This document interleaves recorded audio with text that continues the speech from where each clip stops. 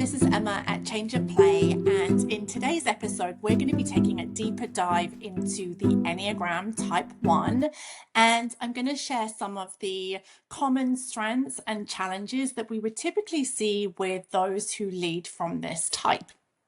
So the Enneagram Type 1 is often called the reformer or the strict perfectionist, and the core motivation driving their thoughts, feelings, and behaviors is to do the right thing. So these leaders tend to be principled, purposeful, and improvement oriented, and they're really driven to make things better for themselves and for those around them. One of their greatest strengths is that they lead by example.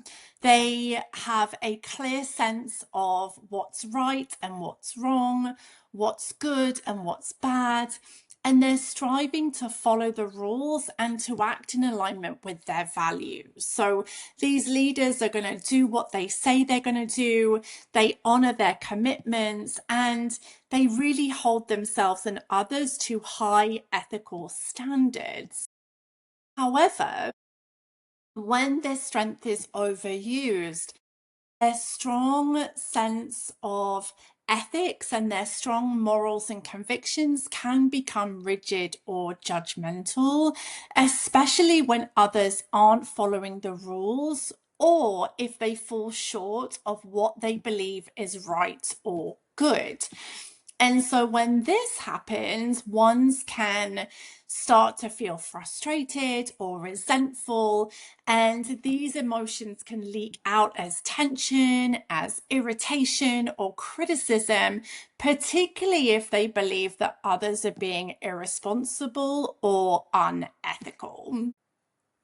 So another strength that they have is in their commitment to improvement. So type ones are deeply committed to excellence, and they're constantly looking for ways to refine things and improve things.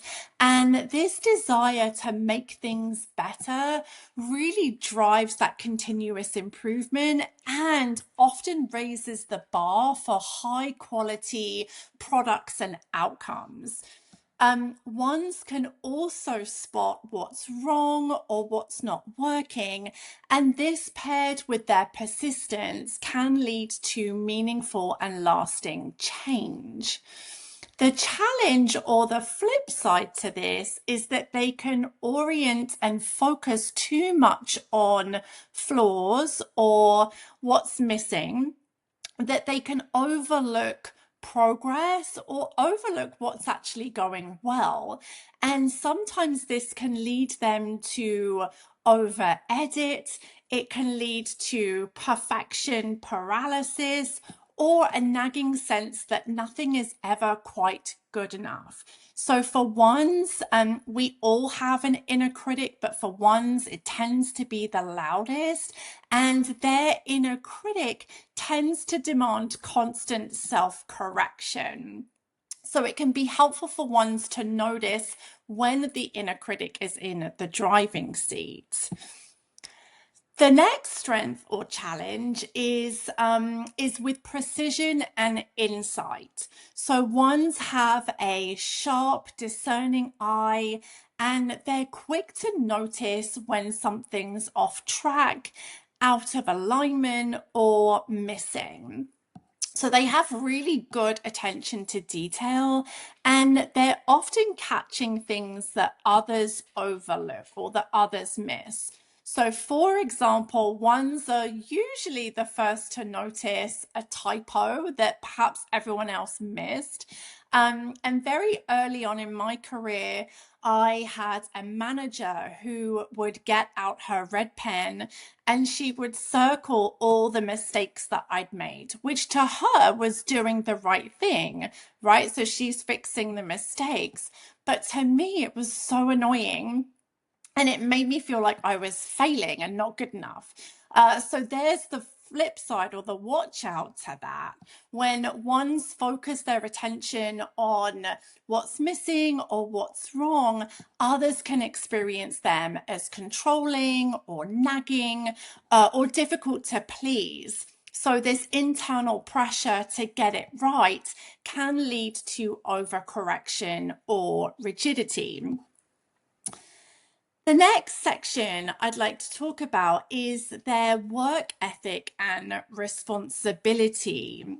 So from a strength perspective, ones are incredibly hardworking, they're dependable and reliable, and they approach their work and their responsibilities with the utmost diligence and care. So they're consistent, effort and reliability really make them stabilizing team members that others can count on to get things done and to get things done right and to a high quality. The watch out in this regard is how this sense of duty and obligation can become a burden. So ones will often tell me that the sense of responsibility and the pressure to do it right can make it hard for them to relax and unplug. So they might be thinking, I have to finish this, otherwise I won't be able to relax and enjoy myself. So therefore, fun and rest will often take a back seat for them. They can struggle to relax and let go.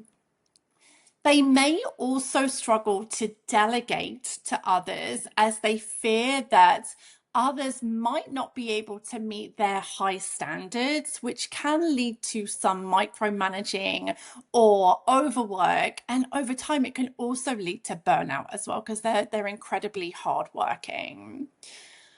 So that's just a few high level areas of strengths and watch outs for the type 1 leader.